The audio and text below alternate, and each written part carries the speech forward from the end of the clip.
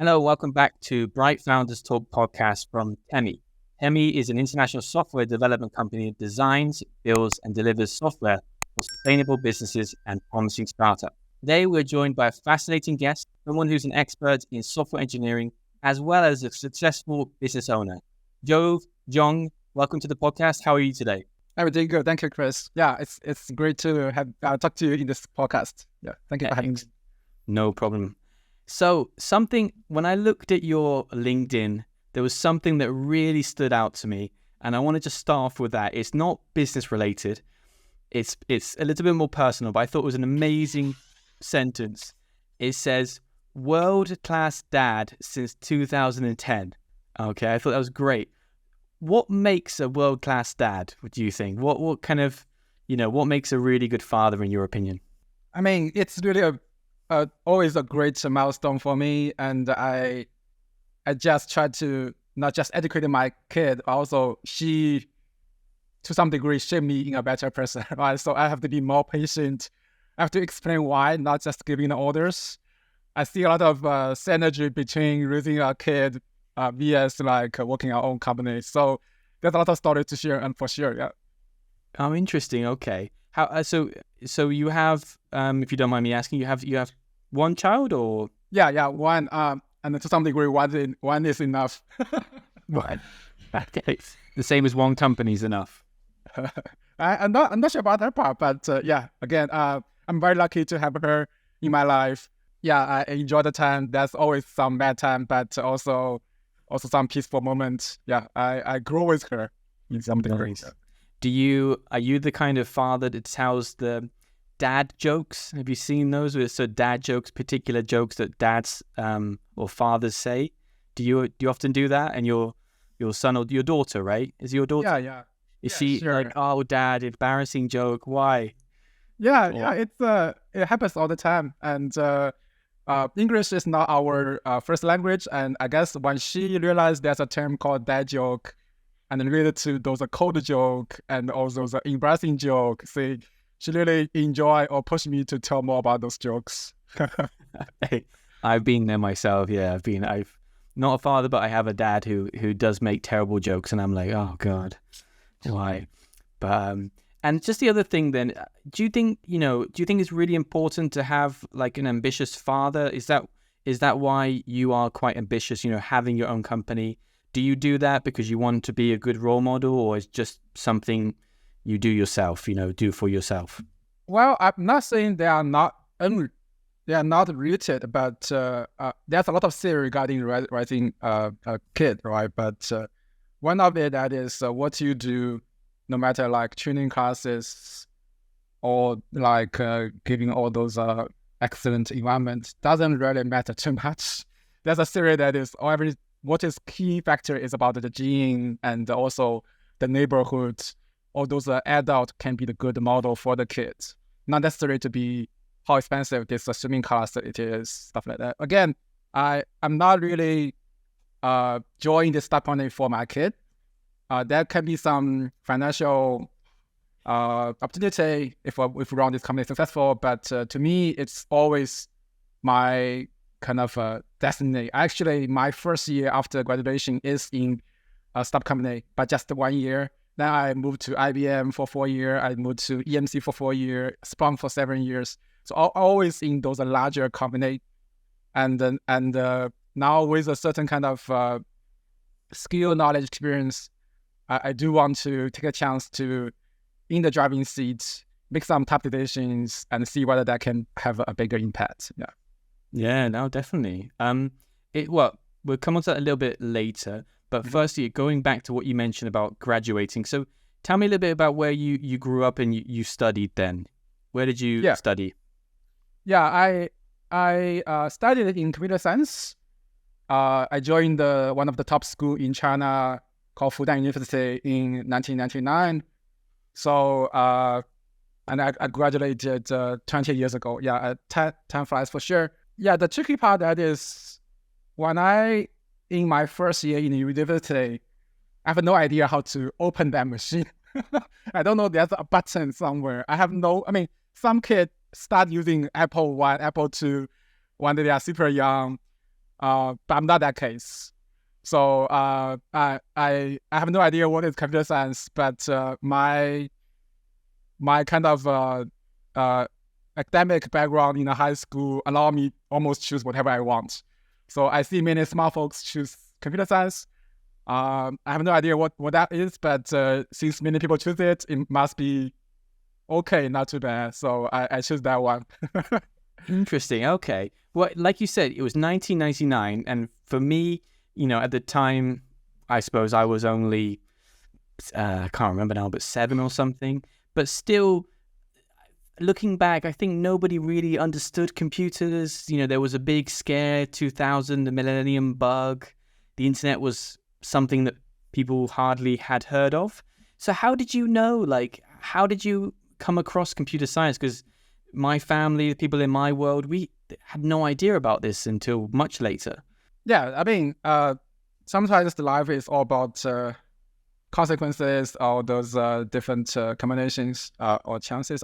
Again, as I share with you, I don't really have a good idea about what the computer science is when I choose the major. So the system we work or the process we work back then is we choose which school or which university you want to study and also which major before you take that exam. There's a super intense exam in China. So it's you have to make the good decision before the exam to know which university you probably can go into, and the different major may have different bar for the score, and you work very hard for that exam, and put them together. You might be lucky enough to go to the dream school you want. But again, I have no idea about how computer science how intense it is, how impactful it is, or to some degree, how easy right now. I mean, if you in the job market, it's relatively easier compared to other career for sure. But to me, as I said, I don't really have a good idea about that. I think that's many people's choices for those kind of top students. So I don't mind choosing that first. If I don't like, I can choose other stuff later. Yeah. Oh, I see. In the Chinese system, you can study something and change a bit later, or you mean you could study another degree later? Yeah, both, right? So you can change to different departments, or you can get your second degree for sure. Yeah. All right, interesting. And because it was something new and so on, did you find was it hard for your family to understand what you wanted to do in the future when you told them computer science? Were they like, were they confused? Because it's not medicine, it's not law, something everybody can understand. How did they respond to that when you told them? Yeah, they don't mind. I mean, it's also applied to us, right? So for example, if someone want you to give some suggestion like what kind of major the kid should be, we don't know much about like the future kind of career open positions like 10 or 20 years later. So we're not familiar with software engineer. We might suggest someone to in that domain too. But similarly, my parents don't have much preference regarding whether computer science or being a doctor, be a lawyer.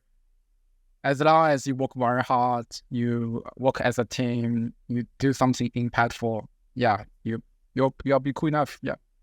Oh, nice. So they're pretty laid back then. They're just, and also they even, again, this is kind of personal. That is, my mom even a little bit mad that is I'm being away from home.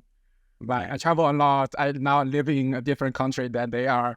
So to some degree, they are even say, oh, maybe you should not work so hard. You should just find a local job.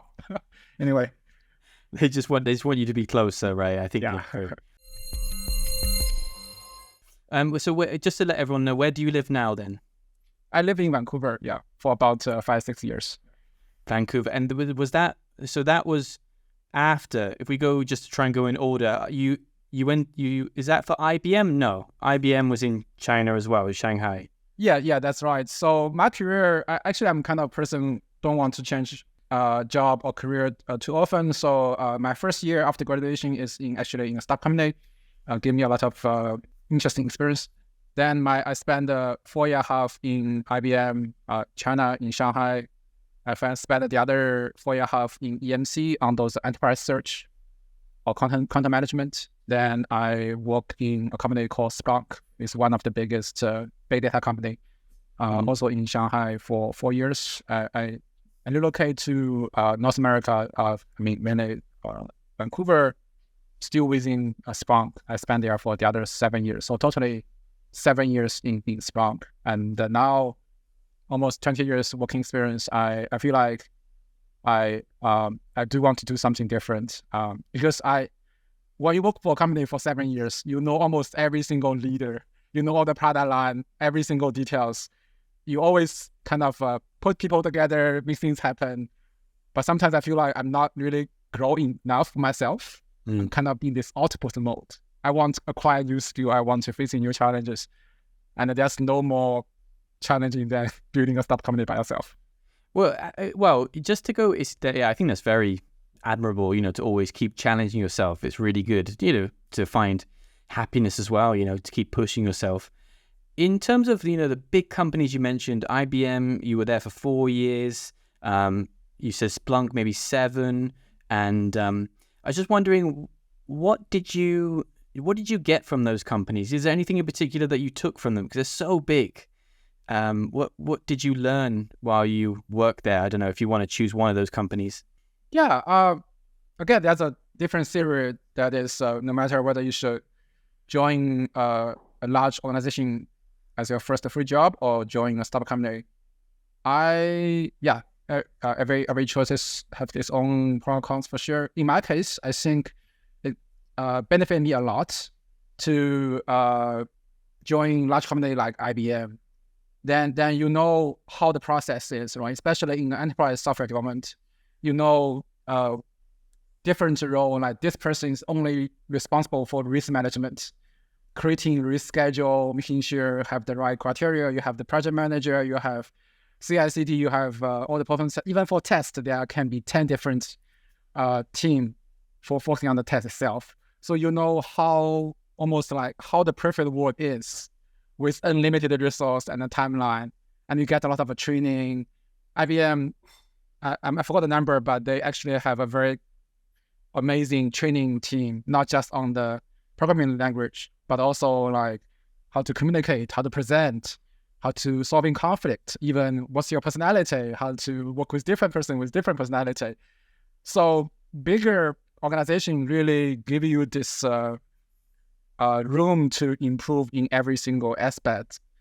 I cannot comment that is whether in terms of software delivery it will be faster, but definitely you can learn a lot in your earlier career. Smaller company or startup company definitely can move fast. We skip a certain step, but it's always good to know what's the full stack is. Then you know which one can be skipped.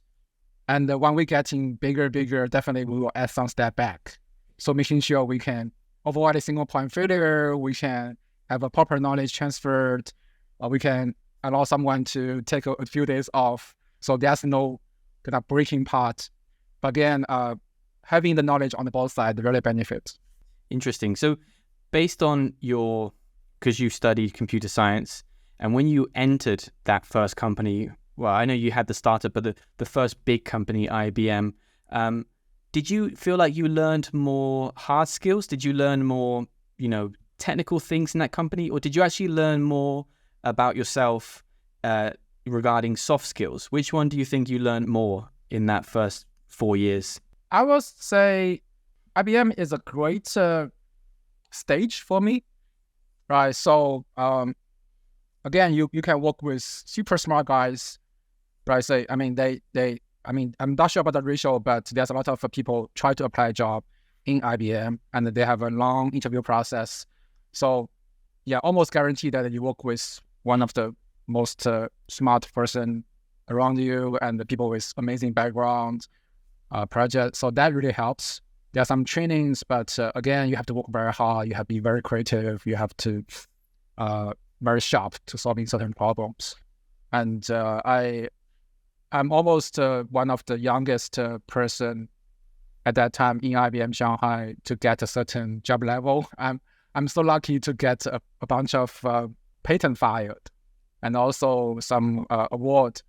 And I really appreciate my manager there and also my teammates. So I even joined this event called IBM Outstanding Technical Achievement Award. So we gather together in US and with a bunch of IBM fellow. Fellow is the top most position as a technical person in IBM. So I work with those. I had the chance to work closely with them in such an event. I will get their mentorship.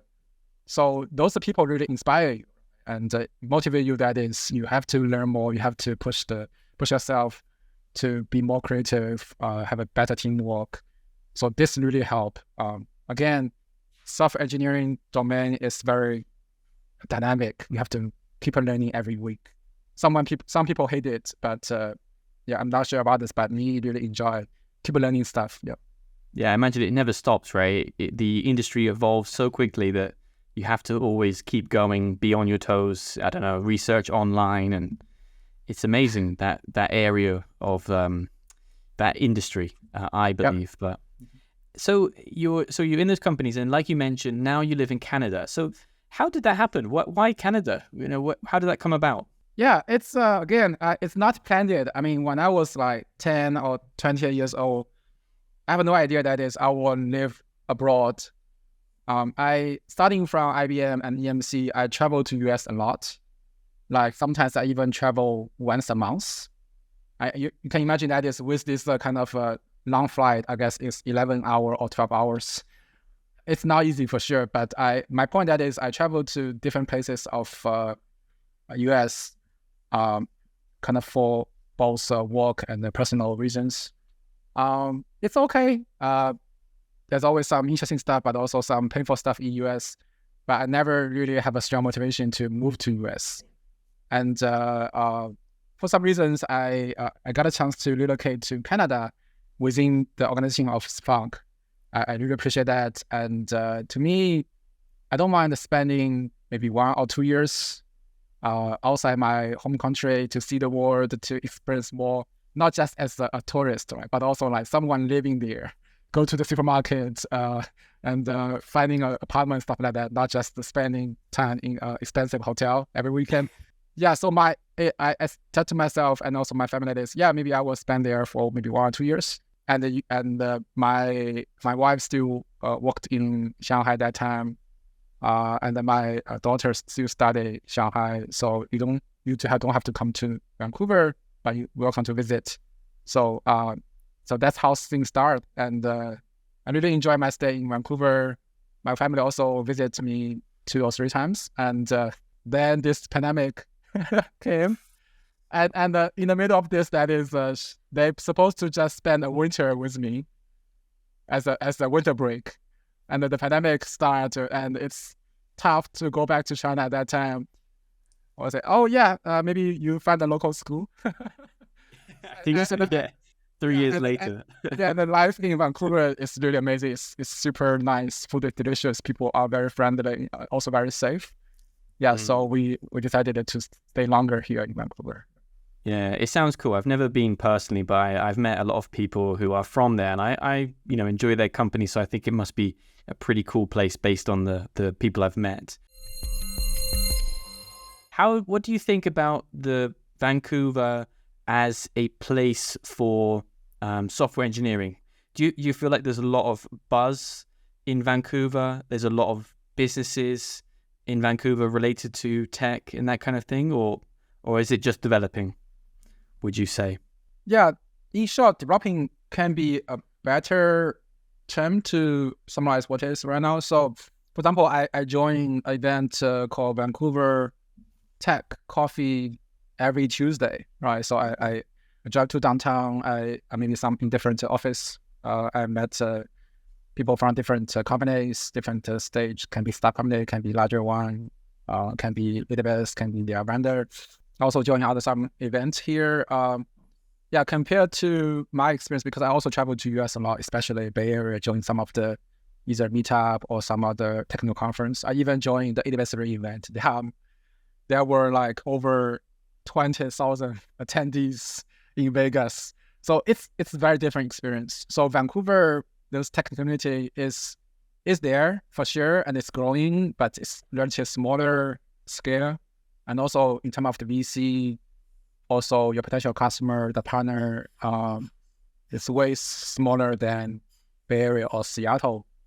But in the same time, for example, for that coffee event, I almost try to join every week. Maybe 10% of or 20% of the people, I met them almost every week. So we build a very good personal relationship. There's nothing to do with like you use my product, I use your software. It's just a connection, and we can share some pain point. I really enjoy such kind of relationship with people in different companies. Yeah, because my idea was that how did Timeplus come about? I was thinking that maybe you were in the tech community in Vancouver and you kind of got this idea because it's for streaming data. Maybe you can confirm what you do in your new business. It's actually your business, right? You're the co-founder or you are the founder? I'm the one of the co-founder.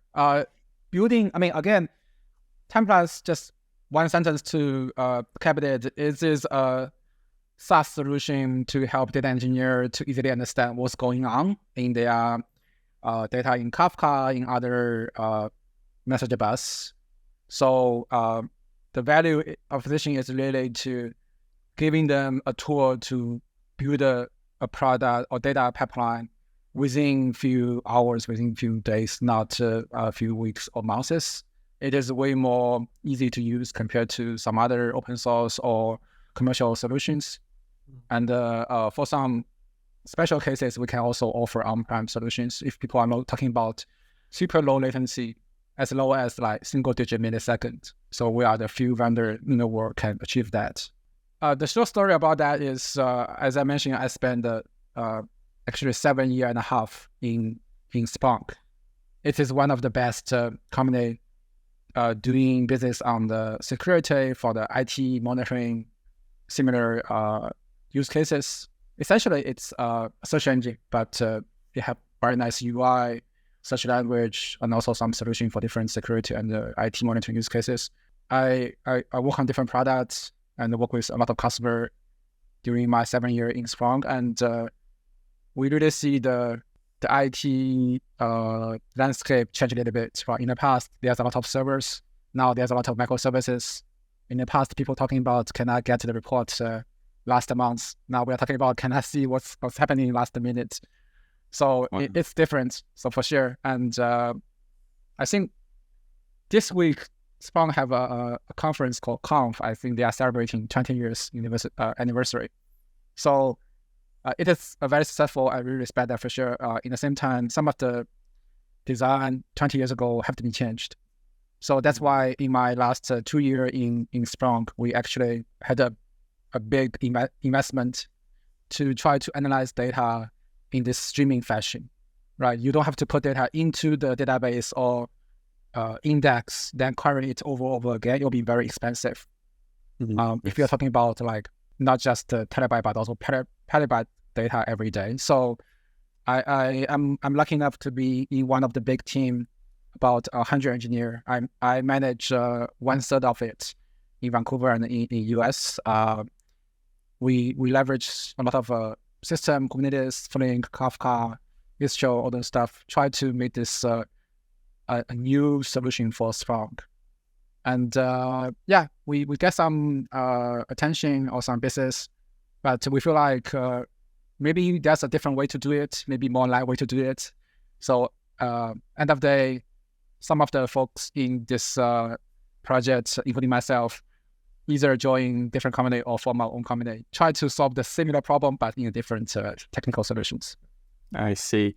And, you know, at starting any company, I imagine is quite difficult, especially this is your first company. What kind of things have you found to be difficult that you had to overcome? Is there anything you want to share that you were like, this was not a good idea, but we managed to fix it doing X or Y? Is there anything that comes to mind? Yeah, every day we are facing a lot of challenges, and the life in a startup company, especially as one of co-founder, is very different than you are an engineering lead in the big company. For example, when I was an engineering director in Splunk, I can easily schedule call with customers. I can easily present my products in a big conference room with hundreds of attendees. They're just eager to use your newest and latest products and give you a feedback because they recognize this brand and they have been using the product for a long time. So even like for the case of Splunk, I even know someone who changed a job, make it very clear on their resume that is, I'm okay to join a new company as this security analyst, but making sure you also using Splunk. Otherwise, I will not join you. So they are stick to that product. It is very lucky, but it's not really the case for startup company. We are almost nobody. We have to do market by ourselves. We have to build a product, and we have to find the potential user to use it. We have to gather the feedback. There's a lot of stuff going on, and I'm not saying I'm struggling with that, but that's really one of the key tasks for me to not just understanding what should be built, but also how to sell it, how to work with the rest of the data ecosystem, how to stand out, but also make a lot of friends, not really a lot of enemy. Yeah, I see. Kind of getting your foot in the door, get your name known can be quite hard, I imagine. And just the last thing then, as a very successful business owner yourself, if there's someone listening who would like to do the same, what kind of advice would you give to them? Someone who wants to start their own business. Sure, it's very hard to tell what is the right timing. There's always a lot of factor. I mean, in the easy time, everyone jobbing VC can be very busy to listen to these pitches. When the tough time comes, then there might be less pitch, but VC also be more conservative. So that's not really a good time or bad time. And also, every proposal is different. I would say find a good problem to solve, right? So you want to build your own company, you want to be successful or get rich, that's understandable. But it's not really a game of innovation, right? So end of the day, the customer purchases your software not because you are the most smart person they ever see, the product is so innovative. It is because that solves the person's problem, even in a very kind of a boring way. Sometimes in the software industry, we have this term called using boring technology. It is okay to using a boring technology as long as it can solve the right problem. So first of all, find the right problem to solve, and you do have something different compared to others, either experience or skill, or even the relationship with customers. And it's a tough game, so making sure you get enough money, but not too much. And also you have good a team to work with, either as a co-founder or your founding engineers. It's not really you're not just like J.K. Rowling writing a book in the coffee shop. Right? It's a teamwork, it's a team play, and you need to support each other all the time. Yeah, that's really good advice, especially about the problem solving. Brilliant. All right, well, it's been fascinating to hear your journey, and I wish you all the best with your company at the moment and your life in Canada. Hopefully you enjoy it more for many more years. Thank you for joining us today, Jove, and see you soon. Yeah, of course. Thank you, Chris. Yeah, thank you. Thank you.